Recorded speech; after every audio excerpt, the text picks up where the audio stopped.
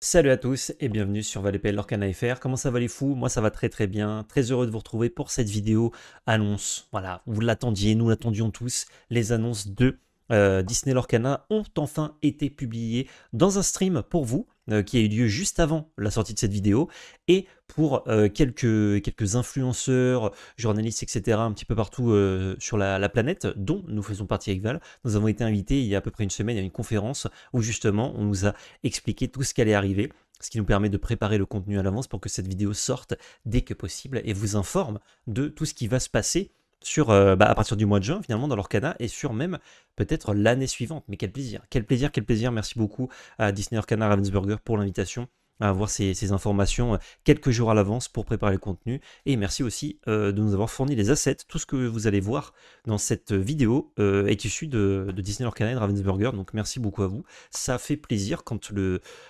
travail est bien fait comme ça. Donc voilà, je le salue. Avant de parler de toutes ces formidables annonces, on n'oublie pas de mettre le pouce bleu, de commenter et de s'abonner si ce n'est pas déjà fait, puisque ça vous permet de gagner potentiellement 80 € de bon achat sur labellecarte.fr. Directement en description si vous voulez retrouver notre site labellecarte.fr pour vous faire plaisir avec le code VALEPL 2025 qui vous offre 5% de réduction. Et si vous avez gagné le bon d'achat le mois suivant, enfin le mois précédent ou que vous allez gagner une fois-ci, vous pouvez vous faire plaisir tout autant sur le site. Merci à GameGenic qui nous accompagne pour l'année 2025 avec leur formidable sleeve, deckbox, classeur et j'en passe et tous leurs milliers de produits délicieux et bien ficelés, hein, il faut le dire, c'est bien ficelé. Et merci à ceux qui nous soutiennent via Tipeee ou les souscriptions YouTube, ça régale. Sans plus attendre, on y va, beaucoup d'annonces. Je ne vais pas vous les faire dans l'ordre de la vidéo parce que nous on a une conférence qui n'est pas forcément le même ordre que les annonces qu'il y a eu en stream. Donc je vous ai un peu regroupé ça un peu par thématique et on va commencer avec le plus proche, c'est-à-dire le règne de Jafar qui arrive. Et oui, ça arrive en juin. On a eu accès à des petites photos des produits. Donc on a notamment les 3 arts sur les boosters avec Jafar, Mini et Réponse. La deckbox, on a un petit Bruno, une petite Tiana également devant, mais qui ne seront pas sur les boosters. Ça régale. La petite trove, je vous montre aussi, avec de très beaux dés, un peu en mode de couleur sable brillant et rouge pour Jafar, pour le J, tu connais. Franchement, très joli. Avec des petits artworks aussi qu'on voit sur les petits intercalaires. Hein. On voit un petit chat qui vient de Pinocchio, si je dis pas de bêtises, avec Jiminy Cricket. Et derrière, je vois pas trop ce que c'est. Un petit Yago aussi. Une armoire de la Belle et la Bête. Voilà, ça tease un petit peu, ça fait plaisir. On passe rapidement là-dessus. On a aussi le Palace Heist qui a été révélé. Qu'est-ce que c'est que ça? Ça sort du coup en même temps que le règne de Jafar, et c'est tout simplement une quête des Illumineurs 2, comme le coffret avec Ursula, sauf que celui-ci est un petit peu différent, dans le sens où au lieu d'aller combattre Ursula et faire la course en l'or, là le but, ça va être quand même de faire la course au lore, mais le but c'est plutôt de rentrer discrètement dans le palais, de subtiliser la couronne d'Exasor et de la briser afin que plus personne ne puisse nuire avec. Donc voilà, l'histoire est un petit peu différente, le gameplay doit pas être trop différent à mon avis. Par contre, ce qui est différent, c'est que quand vous ouvriez votre boîte d'Ursula, vous ne pouviez plus utiliser la boîte. En fait, c'est pas fait pour ça. Genre, vous sortez tout et vous mettez dans des deckbox ou quoi. Là, c'est fait pour être réutilisé en tant que tel. Vous avez des petites deckbox pour les decks justement fournis avec, que vous voyez de part et d'autre de la boîte. Vous avez la boîte qui est une boîte style boîte de jeu, donc que vous pouvez pouvoir utiliser pour ranger tout ça. Et le plateau n'est pas une espèce de dépliable en papier, mais sera un vrai plateau. Donc, je suppose en carton. J'ai pas plus d'infos, mais logiquement, si vous dites qu'il y a un vrai plateau, c'est que c'est du carton. Donc voilà, ça fait plaisir. Ils ont entendu les retours des gens et du coup, ils ont amélioré ça. Une petite photo un peu floue, je m'excuse, j'ai pas mieux, des decks préconstruits pour ceux que ça intéresse, donc jaune-violet d'une part, donc un peu peut-être madrigal finalement, parce que c'est les couleurs de madrigal et qu'on voit Bruno, et de l'autre part rouge-gris avec Mulan et un Stitch qui ressemble beaucoup au splash art du premier Stitch d'ailleurs commun de l'édition 1. Bref, une nouvelle licence qui arrive avec le règne de Jafar. Il me semble qu'elle n'avait pas été annoncée, donc vous me contredirez si je me trompe, mais c'est Bambi. C'est Bambi, c'est Bambi. Superbe artwork. Bon, c'est une 3-2 pour 2 qui dort pour 1, qui est ancrable. Pas grand chose à dire de plus. Et vous allez dire, mais pourquoi tu l'affiches en tout petit? C'est parce qu'il y a les copains. Mais oui, il y a les copains à côté, il y a Flower et Thumper, donc c'est Pampan. Et le putois à gauche, je ne sais pas comment il s'appelle en français, désolé, je n'ai jamais vu Bambi. Donc on a Flower qui est une 3-3 pour 3 ancrable, killer pour 1. Quand on joue un autre personnage, on regarde la carte du-dessus de notre deck, on peut la laisser au-dessus ou la mettre en dessous. Effet qu'on a déjà vu par le passé, mais pas avec ce texte exact. Et on a Pampan qui est une 0-3 pour 2, killer pour 1, et on peut l'engager pour qu'un personnage gagne plus 3 de force ce tour-ci. On peut le faire sur lui-même, mais comme il sera engagé, ça fera pas grand-chose. Bon, les cartes sont pas incroyables, c'est surtout pour dire que la licence arrive, et les artworks par contre sont quand même assez, assez délicieux. On enchaîne avec les cartes du chapitre 8, parce qu'évidemment, c'est les cartes qui vous intéressent. Hein, pour le chapitre 8, les infos, elles arrivent dans les infos précédentes. Enfin, les infos sur les 7 suivants, pardon, arrivent après. Voilà. Tranquille, tranquille, tranquille. Jafar, le haut sultan de l'Orcana, pour 5 non ancrables. On a une 4-4 qui leur pour 3, qui est Dreamborn, vilain, roi et sorcier. Quand ce personnage quête, vous pouvez piocher une carte, puis choisir et défausser une carte. Si c'est un personnage illusion qui a été défaussé de cette manière, vous pouvez le jouer gratuitement. Et ça, c'est pas mal de jouer des cartes gratuitement. On a déjà vu quelques illusions, notamment le Yago, le 5-6 pour 4, qui est vraiment gigantesque. Donc ce Jafar, qui va du coup être destiné à jouer en violet-gris, nous régale dans la synergie illusion. Les cartes illusion ne sont pas très nombreuses. Il y en a de très bonnes, notamment comme le Cobra aussi, 4-4 pour 3, et le Yago. Mais ça ne suffirait pas, je pense, pour faire un deck illusion. Notamment, il est non ancrable. C'est pas ce que veut faire spécialement violet-gris. Mais, il va y avoir du support. Il va y avoir du support, je vous en parle juste après, donc peut-être que ce Jafar va faire des merveilles. Dans tous les cas, il faut surveiller une carte qui a des stats comme celle-ci, puisque l'or pour 3 c'est quand même costaud, et qui vous permet en plus de jouer des cartes gratuitement. C'est pas mal. C'est pas mal, c'est pas mal. Il n'y a pas énormément de cartes qui permettent d'aller chercher Jafar avant que vous puissiez l'incliner. Donc franchement, je ne le sous-estimerai pas ce Jafar dans un deck violet-gris, plutôt porté sur les illusions, évidemment. En plus que les illusions ont le point commun d'avoir toutes des stats meilleures qu'une carte avec un coût identique. Donc au lieu d'avoir une 2-2 pour 1, vous auriez une 2-3 ou une 3-3 pour 1, imaginons en illusion. Donc c'est costaud.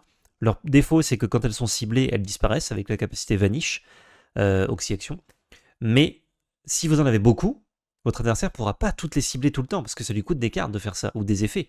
Donc, si vous avez un deck full illusion, finalement, vous rattrapez un petit peu le problème qu'elles ont d'être facilement gérables. En tout cas, je l'imagine.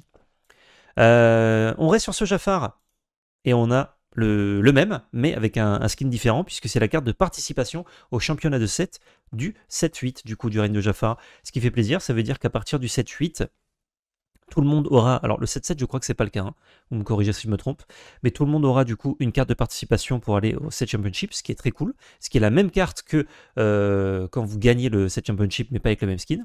Et si vous gagnez les championnats de 7 avec Jafar, vous aurez du coup l'artwork total, un peu en version enchantée, qui est magnifique. Il va pas si vous gagnez, pardon, si vous faites top 8, excusez-moi, de ces 7 championships, c'est très très beau. Vraiment, ça fait plaisir, ce Jafar, cet artwork-là. Donc, normalement, vous avez les deux si vous faites top 8. Je précise, je crois que ça n'a pas été dit dans la conférence, mais je crois que c'est le cas. Vous avez forcément la participation, plus ça si vous faites top 8. Donc, vous auriez déjà 2 Jafar, ce qui est pas mal. Ensuite, on a des petites illusions. Je vous en parlais avec ce tapis magique et ce garde du palace. Alors, le tapis magique pour 3 en ancra, pardon, on a une 2-4 Vanish qui leur pour 2. Et son capacité, c'est que nos autres personnages illusions ont Challenger plus 1. Donc, ça va buffer toutes nos illusions qui sont déjà des cartes avec des grosses stats. Ça, c'est cool. Et il est évidemment illusion. Et le garde du palais. Pour 1 ancrable, on a une 1-4 qui leur pour 1, donc les meilleures stats ancrables pour tour 1, tout tour 1 confondu. Mais il a Vanish, donc il se fait facilement gérer, sauf qu'on n'a pas du tout envie de cibler avec une action ce Palace Guard. Donc pour moi, c'est une carte qui est simplement très forte. Puisque si ça demande une action pour gérer votre tour 1 à l'adversaire, c'est ok. Genre c'est vraiment, le deal est très bon, c'est ancrable, donc ça à mon avis c'est une carte qu'on pourrait jouer dans énormément de decks. Est-ce qu'on a besoin d'une 1-4 dans le Lorcana actuel? Je suis pas sûr si on joue pas Illusion, mais elle a le level en tout cas pour être jouée dans n'importe quel deck violet, hein, évidemment, qui a envie d'avoir des tours 1 costauds. Ensuite, on passe sur d'autres reveals, on en a pas mal pour ce 7-8, en même temps il arrive dans pas longtemps. On a Rapunzel en légendaire et Jasmine en super rare. Alors Rapunzel, donc réponse en légendaire, on a une 2-5 pour 5 ancrable qui leur pour 2, qui est héros, princesse, Dreamborn et qui est évasive. Quand ce personnage quête, vous pouvez choisir un personnage adverse qui ne pourra pas quêter durant son prochain tour. C'est des bonnes stats. C'est des bonnes stats évasives. 2-5, c'est très dur d'aller chercher ça. C'est alors pour 2 tous les tours. Par contre, ça fait rien quand ça arrive en jeu. Et empêcher de quêter, c'est bien, du coup, quand vous voulez faire la course, donc dans un deck, par exemple, agressif, pour pas que votre adversaire vous rattrape. Mais du coup, dans un deck agressif, on n'a pas trop envie de jouer des cartes qui coûtent 5. Donc, j'ai l'impression que cette réponse se place un peu entre deux eaux, entre deux chaises, même si ça peut être assez fort. Une fois que vous avez réponse qui tourne sur le board, forcément vous avez l'avantage. Si vous avez un board à peu près similaire avec l'adversaire, voire même un peu moins bien que le sien, puisque vous lui empêchez de quêter. Ou alors peut-être que c'est une bonne carte pour un deck rempli d'évasives, je ne sais pas. Jasmine juste à côté, Steady Strategist, on a une 2-5 pour 4 qui est en crabe, qui est l'or pour 1 et qui a shift 2. Donc ça peut être intéressant. J'ai pas en tête de Jasmine à 1. Je crois que les Jasmines qui sont jouables commencent à 2, mais bon. C'est peut-être qu'une Jasmine à 1 se cache dans le set qu'on n'a pas encore vu. Sa capacité, c'est Always Planning. Quand ce personnage part à l'aventure, vous regardez les 3 cartes du dessus de votre deck, vous pouvez révéler une carte alliée et la mettre dans votre main, et le reste en dessous de notre deck. Ça rappelle ce que faisait la Jasmine du set 7 avec l'île d'Arcasia, qui piochait des cartes en fonction du nombre d'alliés qu'on avait. Si on n'avait plus de cartes en main, il me semble. Cette carte n'a pas été jouée, donc je me rappelle pas trop son texte. Mais du coup, voilà, on reste dans une carte qui pioche des alliés, mais qui n'est pas une alliée, bizarrement. Donc ça ne synergise qu'à moitié. Ça marche avec les alliés, mais si vous avez plusieurs Jasmine, ça marche pas du tout. Donc c'est un peu bizarre de ne pas en avoir fait une alliée. C'est pas grave. C'est pas grave. On lui trouvera peut-être une maison à cette Jasmine. On verra plus tard. En parlant de Jasmine, est-ce que vous n'avez pas envie de voir une petite enchantée du chapitre 7 Chapitre 8, pardon. Bah ouais, Jasmine. Magnifique. Alors apparemment, nous on a vu les mêmes photos que vous à la conférence, donc on n'a pas d'informations supplémentaires. Enfin, on n'a pas de visuel supplémentaire, mais le doré que vous voyez, l'espèce de sable avec les petits insectes qui volent, serait dans un traitement un peu différent. Et on va certainement retrouver ce genre de traitement sur les enchantés de tout le chapitre. Quand on regarde d'ailleurs Jafar, je crois qu'on retrouve un peu aussi... Ah non, lui il a juste du sable dans la main, donc c'est pas exactement la même chose. Donc hâte de voir ça, cette espèce de foil un peu doré qu'on retrouverait là-dessus. Et l'artwork est magnifique, qu'est-ce que vous voulez que je vous dise? Ouais, c'est juste magnifique. Merci Lorcana de faire des bangers comme ça. Je précise d'ailleurs que cette vidéo n'est pas sponsorisée. On a juste été invité à avoir les infos en avant-première, mais on n'est pas du tout commissionné, payé. Aucune demande n'a été faite de Lorcana pour faire cette vidéo. Simplement, on traite l'actu, ça fait plaisir, quoi. Voilà. Je précise au cas où. Petite carte promo, il y a plusieurs cartes promo qui ont été révélées.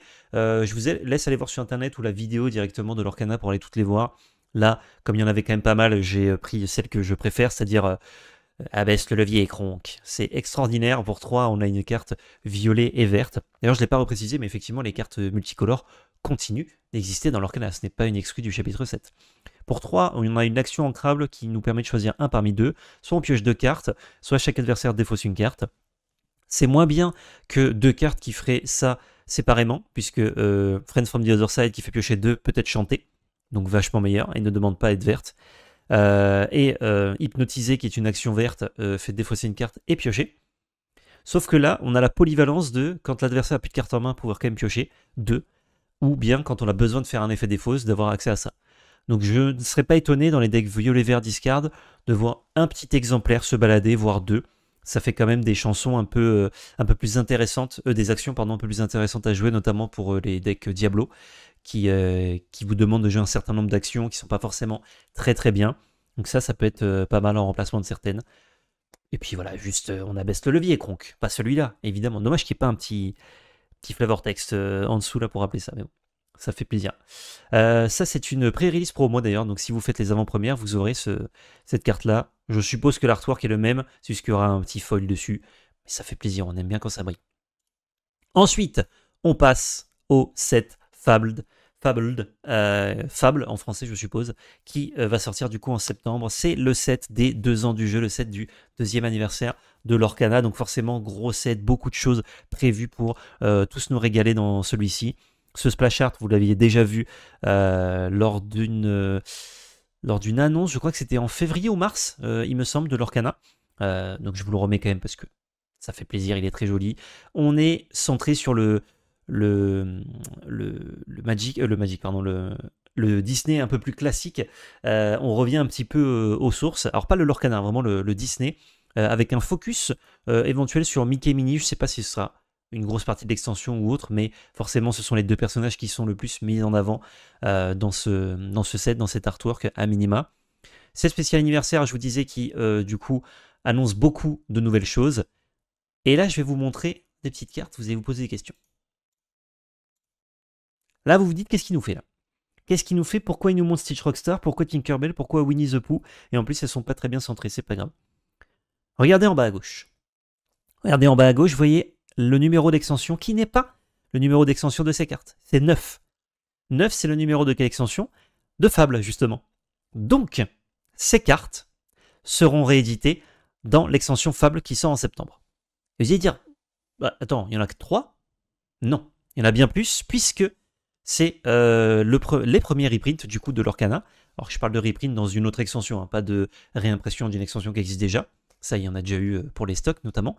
Là, on a la première extension qui va reprint, et qui va reprint, mes amis, en masse, puisque dans Fable, il y a plus de la moitié de l'extension, je n'ai pas le chiffre exact, qui seront des reprints, des extensions 1, 2, 3 et 4 de l'Orcana, donc qui sont le premier chapitre, Rise of the Floodborn, Into the Inkland, et j'en oublie une, le retour d'Ursula peut-être? Je crois que c'est ça, la quatrième, il me semble que c'est ça. Ou alors que c'est la troisième, bref. En tout cas, les 4 premiers sets auront des reprints dans cette extension, qui a l'air d'être à la même rareté qu'à la base, puisque Tinkerbell et Stitch étaient des super rares, Winnie the Pooh était une commune. Donc je suppose que ça va être exactement la même rareté. Pour le plaisir des yeux. Pour le plaisir des yeux, je vous montre une enchantée. Une enchantée du set 9, qui sera Winnie the Pooh, donc qui n'avait pas de traitement enchanté, et elle est magnifique. Elle est magnifique, le Honey Wizard, le magicien de miel, le sorcier de miel. C'est juste extraordinaire. Je suis fan. Je suis absolument fan. En haut à gauche, on voit que le symbole d'encre est un peu plus foncé. Donc je suppose qu'il y aura un traitement, encore une fois, un petit peu différent. On voit que Winnie the Pooh, c'est écrit aussi en jaune, un peu brillant. Donc je pense que ce sera le traitement alternatif. Je n'ai pas plus d'infos qu'il y aurait sur ces enchantés du set 9 du coup. Hâte de les voir en vrai parce que c'est magnifique. Et petite précision, il n'y aura pas d'enchanté du chapitre 9 qui aurait déjà été édité.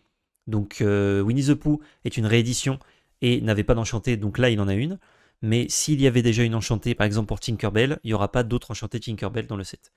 Comme ça, même si ça aurait été un art différent, ça aurait pu plaire à des gens, on est sur d'autres cartes qui n'ont pas eu la chance d'avoir enchanté, ça fait plaisir. Ce qui sort avec le set 9 également, c'est un nouveau produit qui s'appelle le Collection Starter Set, avec justement la Tinkerbell en silver foil, qui sera inclus dedans, et 4 boosters Fable, ainsi qu'un portfolio que vous voyez derrière avec Mickey Taylor, et un Collector's Guide qui vous, je suppose, indique les cartes qui existent dans l'Orcana, où les récupérer, comment, etc.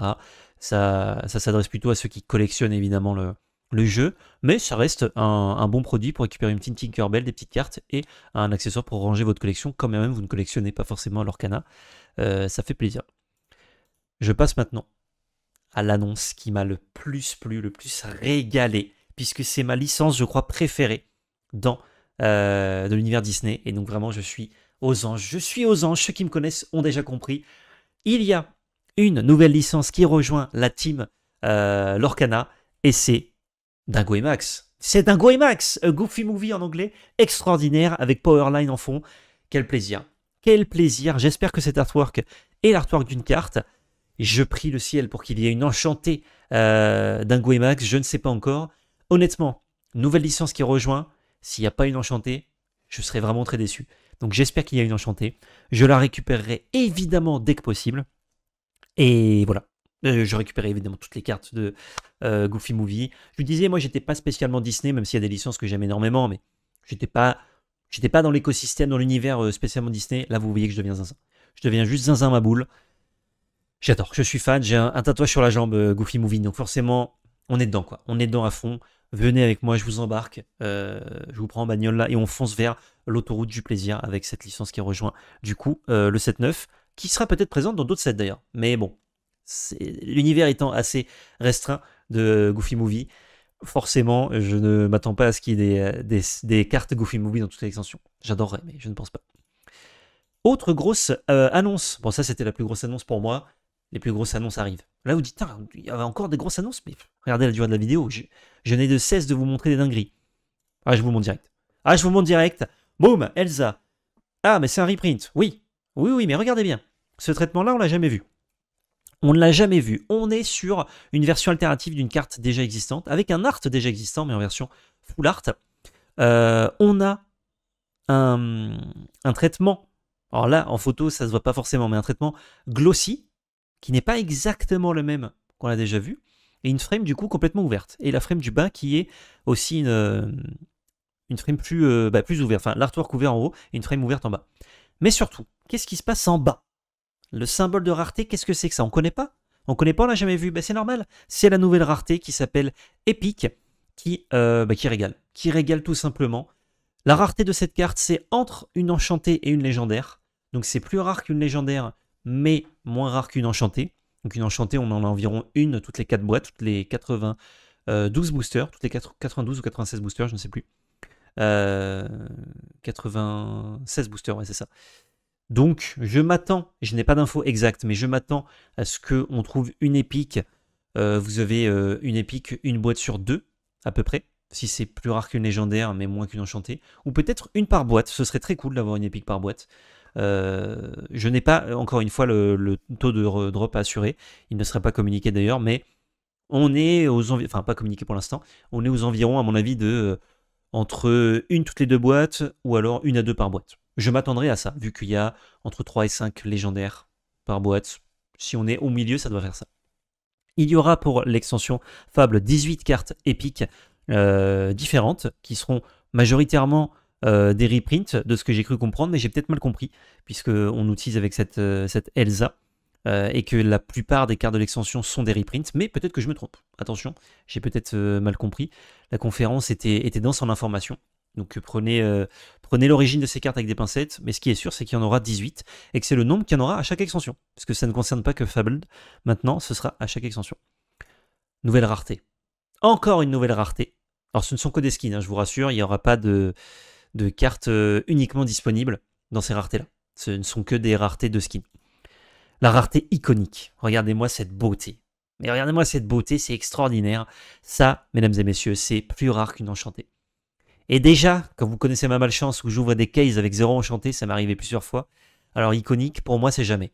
Mais pour vous, qui avez peut-être plus de chance que moi, je vous le souhaite, vous pourrez récupérer peut-être ces iconiques.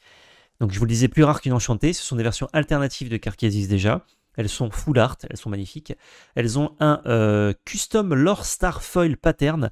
Vous voyez un peu des espèces d'éclats sur la carte, dorée, en forme un peu de compteur de l'or, enfin de marqueur l'or.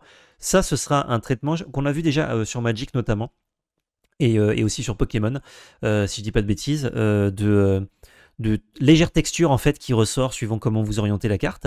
Ça, ce sera du coup le traitement des cartes iconiques. Et vous aurez en plus un 3D Hot Stamp Effect.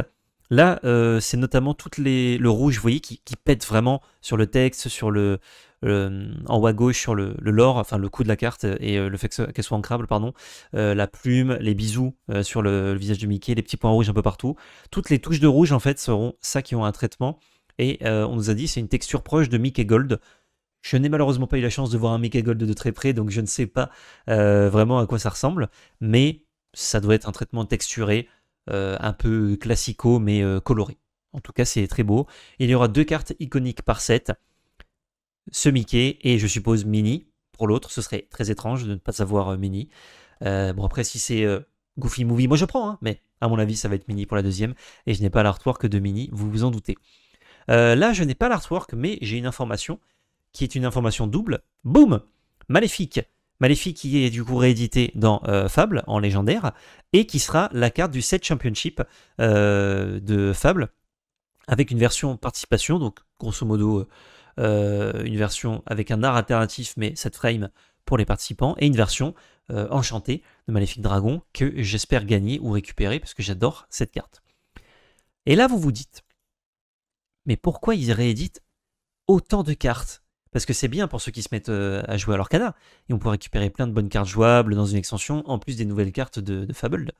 Mais c'est quand même bizarre de faire plus de la moitié de reprint dans une extension. Genre, ça va apporter pas grand-chose, entre guillemets, au jeu. Pas assez. Et bien regardez ce petit graphique. Boum! La rotation. Et oui, beaucoup de gens s'en doutaient, nous nous en doutions, vous vous en doutiez, j'en suis fort aise. Eh bien, rotationnez maintenant. La rotation qui arrive avec le 7-9 du coup Fabled, qui va du coup se dérouler comme vous pouvez le voir sur ce graphique, c'est-à-dire que les 4 premières extensions de l'Orcana, premier chapitre Rise of the Bloodborne, Into the Inkland et Ursula's Return, j'avais les bons noms de set, c'est bon, vont partir du set de la rotation pardon, du format classique construit. Donc rassurez-vous, c'est pas on supprime les cartes, on les jette, hein. Elles seront utilisables ailleurs. Mais dans le format que vous jouez le plus, donc le format que vous jouez actuellement à l'Orcana et que vous jouez un set championship, etc., ces cartes-là, ces extensions-là ne seront plus dispo. À la place, on pourra jouer toujours donc, avec Shimmering Skies, Azurid Sea, Arcasia's Island et le Reign of Jafar qui va bientôt sortir, ainsi que Fabled qui va arriver en septembre. C'est effectif à partir de la sortie de Fabled. C'est pour ça qu'il y a notamment beaucoup de reprints dans Fabled, c'est pour que certaines cartes du chapitre 1, 2, 3 et 4 soient toujours jouables. Si vous possédez les cartes des chapitres 1, 2, 3 et 4, vous n'avez pas besoin des versions de l'extension Fabled, vous pouvez très bien les jouer. Bien évidemment, n'importe quelle version d'une carte qui est légale dans le format classique sera légale. Donc si vous avez que des cartes du set 1, vous n'avez pas besoin d'acheter les cartes du set 9, un reprint, attention, pour y jouer. Je précise parce que ceux qui ne sont pas familiers avec les rotations dans d'autres TCG, ça peut vous sembler bizarre, mais c'est comme ça, dans quasiment tous les TCG, il y a un système de rotation qui est plus ou moins identique à celui-ci. Celui-là, bon, il n'a rien inventé, hein, c'est exactement le système de rotation d'autres TCG, notamment Magic, qu'il a mis en place tard l'époque. Et du coup, la rotation, ça va permettre de renouveler la méta naturellement. Donc toutes les cartes qui partent vont permettre à d'autres cartes de s'exprimer un peu plus et d'exister. Notamment, on va pouvoir voir des cartes du chapitre 5, 6, 7, 8 et 9 qu'on n'aurait peut-être pas vu avant, qu'on va voir briller. Enfin, 9, ça compte pas trop parce qu'il sort en même temps que la rotation, mais 5, 6, 7, 8 en tout cas. Et c'est une rotation qui va avoir lieu tous les ans à la sortie du 7 de septembre. Donc quand il y aura le 7 de septembre prochain, on pourra toujours jouer donc avec Fabled et tout ce qui est sorti entre fin 2025 et 2026. Et tout ce qui est sorti par contre, les 7, 5, 6, 7, 8 ne seront plus dispo. Ça dégage. Pas d'informations sur le fait qu'il y ait des sets de reprint réguliers pour que des cartes restent jouables. Selon moi, ça m'a l'air assez possible, mais pas d'annonce de régularité. Ce ne serait pas forcément le set de septembre comme Fabled qui donnera plein de reprints. Ce sera peut-être un set qui sort plus tard, pour le coup. Et pour la durée de vie donc, de ces extensions, Fabled, vous le voyez, quand elle sort, elle va être valable pour toute le IR 3 et le IR 4, et sortir en IR 5, donc à 5e année. Donc elle est valable 2 ans. Par contre, le set 12, dont on n'a pas encore d'informations, qui va sortir logiquement en juin-juillet environ 2026, lui ne sera valable qu'un an, puisqu'il sera valable, on va dire qu'il sort en juin, jusqu'en septembre 2027. Donc 1 an et 3 mois, 1 an et 4 mois environ, il sera légal. Ça peut orienter, je vous le dis maintenant, hein, ça peut orienter un peu vos phases d'achat. Peut-être que vous avez envie de mettre plus de sous, de récupérer plus de cartes sur les chapitres qui sortent donc comme Fabled et le 7-10 du coup en septembre et environ décembre. Et vous avez peut-être un peu moins envie d'investir sur les 7, 11 et 12 qui sortiront du coup plus tard dans l'année, qui seront dispo moins longtemps. Attention, ça ne veut pas dire que les cartes ne seront pas réimprimées et rejouées. Notamment, ce serait une très bonne stratégie de l'Orcana de réimprimer plutôt des cartes des 7, 11 et 12 afin qu'ils soient dispo plus longtemps. Mais ça, l'avenir nous le dira. Bref, voilà, je m'attarde un petit peu sur la rotation parce que c'est vrai que c'est très, très important et qu'en plus de ça, il y a beaucoup de gens qui ne jouent qu'à l'Orcana, qui ne savent pas ce que c'est, qui découvrent complètement la rotation et qui disent « Ah mince, je mets mes cartes au placard, je dois faire quoi? Je dois tout racheter, c'est un coût financier, c'est un gouffre. » Non, pas tant que ça. Simplement qu'il y a des cartes qui ne sont plus dispo, d'autres cartes que vous avez déjà et que vous pouvez toujours jouer et les nouvelles cartes qu'il faut acheter, mais comme s'il n'y avait pas de rotation au final.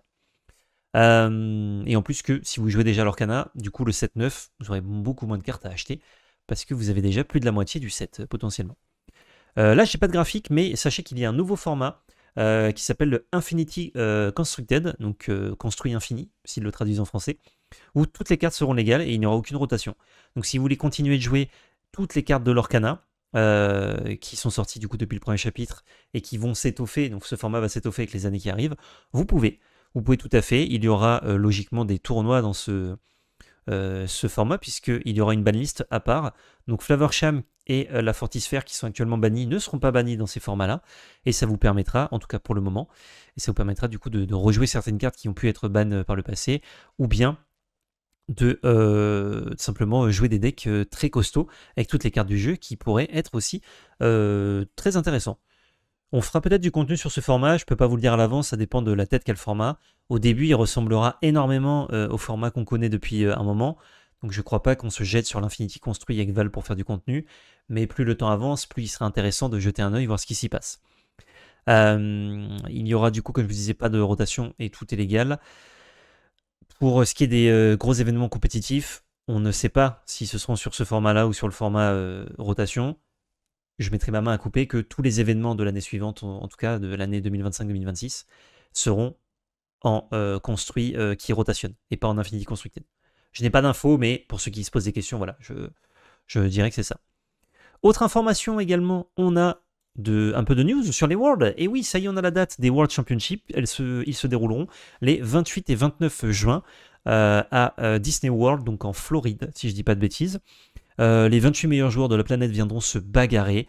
Et il y aura une jolie promo Whole New World pour tous les participants. Alors je ne sais pas si c'est en foil ou si c'est une non-foil pour tous les participants et une foil pour le top, par exemple. Je n'ai pas eu l'information. Peut-être que vous l'avez, vous. En tout cas, très très jolie carte. Si vous voulez vous amuser à essayer de l'avoir en x4 pour la jouer, attention. Attention les ballons, ça va coûter très très cher. Le reste des informations pour la saison compétitive, donc la deuxième saison compétitive de l'Orcana, vous savez que là c'est en pause actuellement, seront communiquées pendant les Worlds, donc je n'ai pas d'autres infos à vous communiquer, mais logiquement si c'est communiqué pendant les Worlds, donc fin juin, il y a peu de chances qu'il y ait de gros événements en juillet ou août, en tout cas hors Asie, puisque Asie n'est pas sur le même rythme que nous pour les sorties d'extension, vous savez, donc à mon avis, on va recommencer la saison compétitive à partir de Fabled en septembre, dès que le set sortira et qu'il y aura eu la rotation. Il y a aussi d'ailleurs, petite info, l'Orcana qui va arriver dans plusieurs pays d'Asie où il n'est pas présent, ainsi qu'au Brésil. Si vous regardez cette vidéo, ça a de grandes chances de ne pas vous concerner, mais je vous le dis quand même, le jeu s'expand et ça régale. Dernière petite info que je ne vous ai pas encore communiquée, on finit sur le set 10 avec Whispers in the Well, bam, qui arrivera du coup, je suppose, en novembre ou décembre de cette année. 2025, dernier trimestre en tout cas, donc logiquement ce sera novembre ou décembre, les murmures dans le puits, avec un splash art qui tease un petit peu, on voit des parchemins qui volent, avec des silhouettes de personnages de l'Orcana, notamment on voit une Ariel sur le parchemin que tient Mickey, une espèce de Mickey un peu détective quelque part. Et ça, j'ai une info comme quoi il y aurait des nouveaux glimmers qui seraient éthériques. Donc ça me rappelle un peu les illusions. Je ne sais pas ce que c'est. On n'a eu que cette info. Il y aura de nouveaux glimmers éthériques. Pas d'info. À gauche, au fond, on voit une espèce de gargouille. Je n'ai pas encore une fois d'autres informations là-dessus, mais on voit une gargouille. Peut-être Notre-Dame de Paris, c'est ça? Je crois, enfin le bossu Notre-Dame, qui arriverait, puisque je crois qu'il y a des gargouilles dedans. Ou peut-être une autre licence, je ne m'y connais pas parfaitement en Disney, qui arrive. On voit peut-être un peu sur d'autres glimmers un Robin, on voit sur d'autres parchemins, un espèce de Gaston, je crois, en haut à gauche. Je n'arrive pas trop à discerner le reste. Ma foi, on ne sait pas. Et le personnage qui est derrière, ça représente juste les joueurs de l'Orcana, il me semble. Donc ça, c'est pas forcément une info à prendre en compte. Voilà, pour toutes ces infos sur l'Orcana, du coup, sur les mois qui arrivent. Quel plaisir. On va se régaler avec tout ça. Et il y a aussi une autre licence, mais ça, je n'ai pas de visuel à vous communiquer malheureusement, qui arrive en 2026. On finit là-dessus. C'est Dark Duck. Apparemment, beaucoup de gens attendaient cette licence, étaient très contents. Je ne connaissais pas. Je n'ai aucune idée de ce que c'est que cette licence Dark Duck, mais je suppose que c'est lié, que c'est un canard à l'univers Picsou, Donald, etc. Voilà, sachez qu'elle arrive, j'ai pas de visuel, mais elle arrive également en 2026. Avec en 2026 d'ailleurs Pixar, il n'y a pas eu d'autres mots dessus, mais on sait que ça arrive en 2026. Bref, je vous laisse là. J'espère que toutes ces annonces vous ont régalé, vous ont plu. Hâte d'en savoir plus, évidemment, sur la saison compétitive au World. Quand il y aura eu les Worlds, on vous en parlera évidemment plus en détail de cette saison compétitive, notamment pour les gros événements, les gros DLC qu'il y aura en 2025-2026, je l'espère. Des bisous à tous, on se retrouve très bientôt pour du Lorcana, et surtout n'oubliez pas, c'est de la belle magie. Ciao tout le monde.